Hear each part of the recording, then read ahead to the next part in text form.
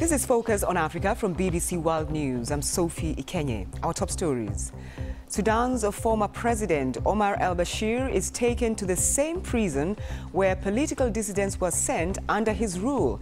But the move hasn't quelled protests. Our demands are that rights have to be returned to the people, a civilian state, the release of all detainees and prisoners.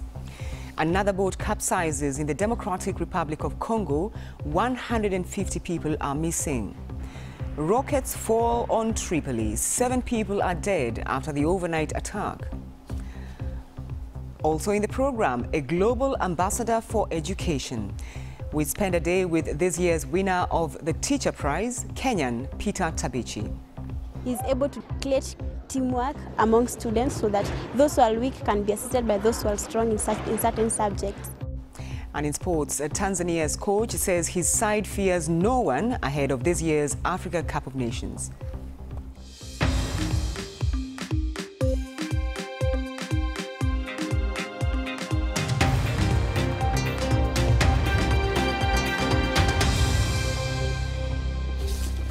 Thanks for joining us on Focus on Africa from BBC World News. Relatives of the former Sudanese president, Omar al-Bashir, have told the BBC he's been moved from the presidential residence to a high-security prison in the capital, Khartoum.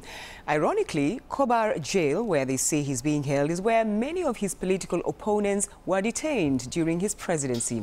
Now, the news has not deterred protesters who are still camped outside the military headquarters in Khartoum. The BBC's Mohamed Hashim is there. They call themselves the White Army. Doctors, nurses, medics, all coming together to show that their fight for the future of Sudan is not yet over.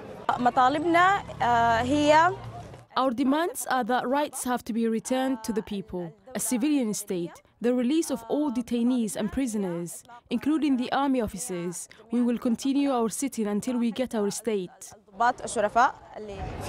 Sudanese political parties tried to steal the revolution from the youth. We were the ones who started it. We are not against political parties, but we want to deliver a message. The ones who give us our demands are the ones who truly represent us. The crowds have been in this particular space for the last 11 days, since they descended here on the 6th of April, calling for a march outside the army headquarters, which has metamorphed into a popular sit-in, night in, night out. You can hear the music at the background. There's a stage on my left-hand side where various artists, Sudanese artists, have been singing.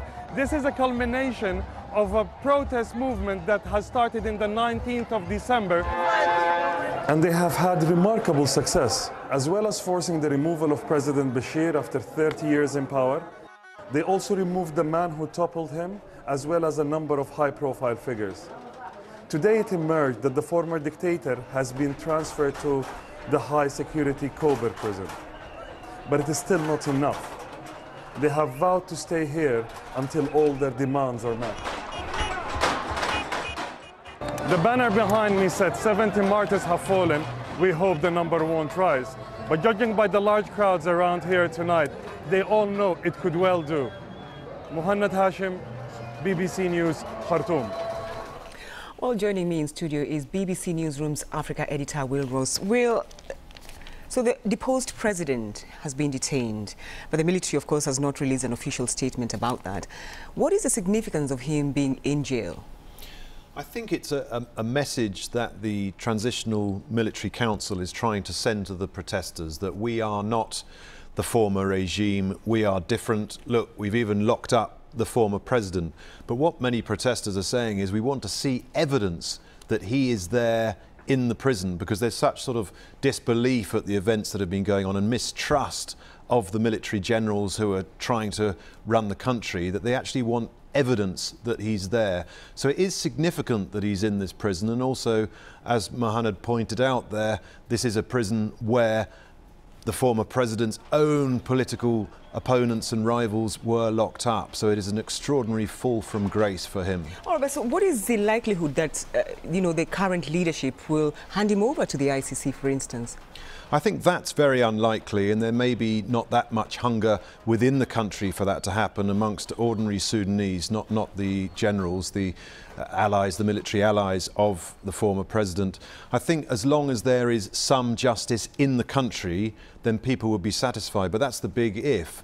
Is Bashir really going to get a trial in the country? And not only him, this is the key point, so many other people who helped protect him, kept him in power and committed appalling atrocities over the last 3 decades. And we're talking about, quite a number of them, 17 Sudanese officials who were indicted by the ICC.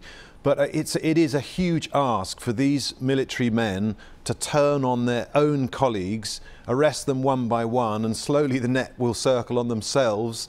And the ultimate goal of the protesters is for the military to completely disappear and hand over to civilians. So that's the key thing. I think a lot of the reforms that have happened could be changed overnight. Bashir could be released, they could change the people who are in charge of the state media, they could change the officials who are running the country. These things could all be changed. They're fairly cosmetic changes. The big one is the military handing over to the civilians. That's the key test for Sudan. All right, so they're still protesting, and in fact today the doctors joined them. But on the military side, there appears to be some regional diplomacy going on? Exactly. So at the same time as the protesters are saying, we want the military gone, the military generals are moving around the region trying to drum up support. So we know that they went to meet the Prime Minister of Ethiopia, Abiy Ahmed, somebody who's seen as the kind of young democratic face of Africa. They're trying to persuade him that, look, it would be a good idea if the generals stayed in control and kept the situation stable before handing over to a civilian administration.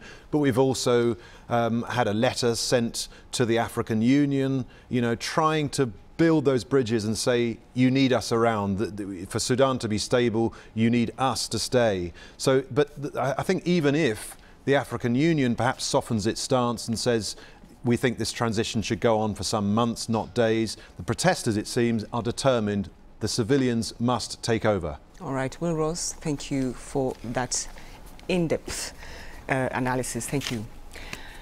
Well, at least 150 people are missing after a boat capsized in the Democratic Republic of Congo. Search and rescue operations are underway in Lake Kivu, and President Felix Tshisekedi has expressed his sincere condolences on social media. But questions remain about what caused the vessel to sink, as Gaius Kowene explains from Kinshasa. Fishermen are on Lake Kivu. They're using motor-powered canoes, searching for potential survivors or victims of this accident. The boat was traveling from the town of Kituku, that's very close to provincial capital of North Kivu, Goma, and it was going to Kalehe, which is in the neighboring province of South Kivu. Now, somewhere in the middle of the lake, the boat sank. We don't know yet what are the real causes of this incident. However, weather conditions are unpredictable on the lake, and most of the time these pirogues are overloaded beyond their capacity. Now, the rescue team has told us that at least 37 people were brought safely back on dry land, and at least 3 bodies were recovered from the waters. The president is here, just here behind me, tweeted saying that at least 150 people are missing as a result of this accident, and that the president is closely following the situation on the ground and will sanction anyone found responsible of the incident. Now, such accidents are very common in DRC, especially on Lake Kivu, and that's because the boats are not well maintained, not in good conditions, but also because of the weather that is unpredictable. Reporting from Kinshasa, I am Gaius Kowene for Focus on Africa. Well, another 7 people have been killed in Libya after an overnight rocket attack on Tripoli. Several shells struck a suburb of the city. The powerful explosions rocked the city center, and witnesses said they saw columns of smoke rising above the southern districts. It's the latest attack in a 2-week assault by Commander Khalifa Haftar's forces to take Libya's capital from an internationally backed government, but both sides blamed each other for the attack. It's a barbaric aggression done by the criminal Haftar on the neighborhoods of Wastil and al-Antisar, and this shows he is a criminal. If a person has any ounce of humanity, they would not do what he is doing. But I tell everybody that he will be judged. We know that the battle is very large, and we also know that the battle is decisive. And therefore we take all the measures to accomplish this task successfully. Second, we have taken all the measures through which we protect lives and civilians, as well as public and private property. Well, to make sense of what's happening, I'm joined in the studio by Tim Eaton. He's a research fellow in the Middle East and North Africa program of the think tank Chatham House. Thanks for taking time to talk to us on the program. Why hasn't General Haftar been able to advance on Tripoli as quickly as expected? Well, at the beginning of this offensive, nearly 2 weeks ago, it looked like the plan was effectively to initiate an offensive and then pick up allies along the way, doing deals with some other local groups, some which he hoped would switch sides and really take over the capital quickly. However, within the first day, that was proving not to be the case, and immediately following the announcement from the major city of Misrata that it would commit its forces against Haftar, and forces from the city of Zintan, meant that Haftar's faced much greater opposition than he predicted. And since that point, really for most of the last 10 days plus, his forces have been in a standoff, and there hasn't been a lot of movement on the front line. So it's really not a stalemate, is it? It's hard to see it as a stalemate. It's still moving, but certainly what it looks to be a balanced fight at the moment. It's relatively even, and it's not the case that one set of forces has a massive advantage over the other. And that really seems to be a recipe for protracted conflict. So the United Nations is meant to discuss a resolution on a ceasefire. Given the realities on the ground, is that really possible? Would it be a success? Well, I think we have to look at this in the context of the UN Secretary-General himself being in Tripoli when Haftar announced or launched his offensive. And in fact, the next day when the UN Secretary-General asked Khalifa Haftar to pull back, he refused. Since there have been asks to both sides to cease the fighting, and Haftar in particular, which he's rebuffed. The challenge with where we are now is that Haftar seems to have made an all-in move. He's put all of his credibility behind this offensive on the capital, and there really isn't an easy way for him to back down. And on the other hand, the forces opposing him see him as an existential threat to many degrees, so they have to fight back. But I wonder how, these governments in the United Nations are able to reach an agreement when they are basically supporting either side. Certainly, and this is a real danger as the fighting sets in. It's clear that both sides will need support from external backers to maintain their war effort, and they're likely to get it. At the same time, we know that there are divisions in the UN Security Council over this. We've seen a refusal from the Security Council up until now to publicly call out Haftar. We know that such a move is likely to be blocked by Russia and potentially France. And we also know that the Security Council is nervous about coming up with a resolution that will have little impact. All right. Tim Eaton, thank you very much indeed for your thoughts. Thank you. This is Focus on Africa from BBC World News. Still to come, we meet a wheelchair tennis player in Tanzania who is smashing his way to the top. Peter has all the details. I'm Sophie Ikenye, and you're watching Focus on Africa from BBC World News. The top story on this program: Sudan's former president Omar al-Bashir has been placed in solitary confinement in the same prison where political dissidents were sent under his rule. A team of 7 doctors in Ghana have successfully performed the country's first ever brain surgery without cutting open the skull. The 2.5-hour minimally invasive operation was carried out with the help of computer software. Thomas Nadi has been speaking to the head of the surgery team. We did a pinhole incision in the groin, in one of the vessels in the groin. And through this incision, we passed tubes and wires all the way up to the brain into the point where the balloon that was bleeding was, and deployed what we call platinum coils. The platinum coils are able to induce clotting, so that within a short time, when they are deployed into that space, they induce clotting and blood doesn't flow into that cavity anymore. How do you feel about the success of this operation? I am happy that we have started this and many more people are going to benefit from this. What does this mean to the practice of medicine in this country? It is exciting. I think that this is part of a subspecialty of medicine called interventional radiology. Interventional radiology basically is the use of pinhole access, minimally invasive accesses, under the guidance of equipment like this, X-ray, to help us navigate into various parts of the body and treat virtually conditions in every part of the body. It is like interventional cardiology, where people are able to deploy stents into the heart. This is what interventional radiology does, but to the rest of the body, from the brain to the legs to the liver to all parts of the body. The patient is still recovering because this condition is a type of stroke because you are bleeding into the brain. And so even after the procedure, there's a rehabilitation process, and the patient is going through this process. Well, you're watching BBC Focus on Africa. Let's find out what's happening in the world of sport. Peter. Many thanks, Sophie.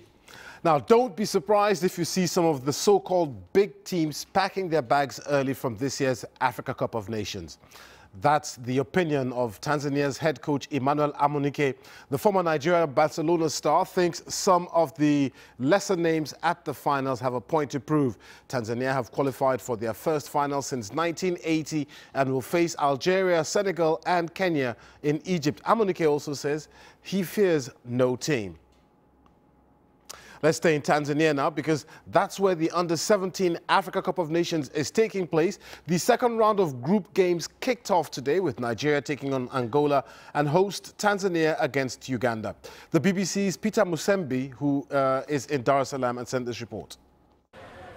It was a disastrous result for host nation Tanzania. They were beaten 3-0 by East African rivals Uganda.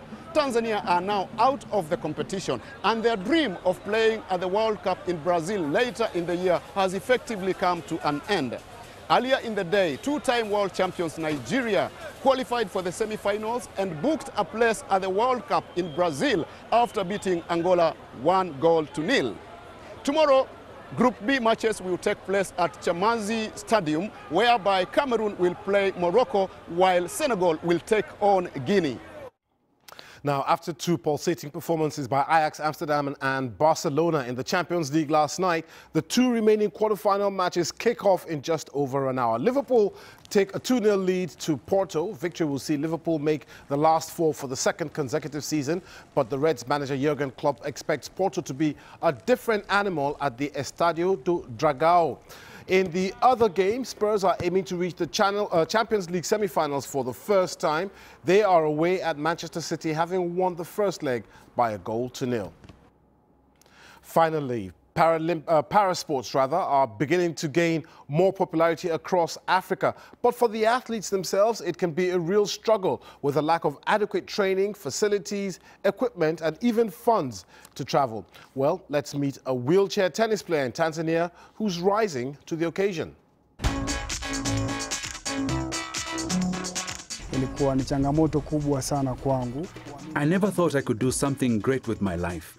I was born into a family of able-bodied people, and I grew up feeling like an outsider. Tofauti, yani katika mazingira kawaida. So I play wheelchair tennis because it gives me a sense of belonging. I feel normal.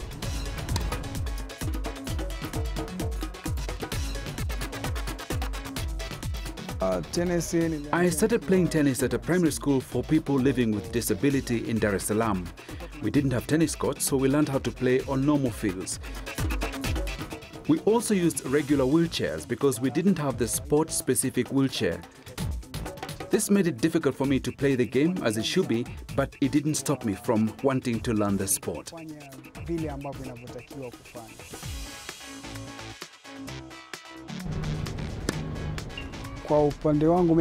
My decision to compete in wheelchair tennis met a lot of resistance because my parents thought of it as a time and money-wasting path in my life. But that motivated me, and I wanted to play the sport even more because as a pioneer in wheelchair tennis in Tanzania, I'm proud to use my talent and prove that people living with disabilities can achieve something great.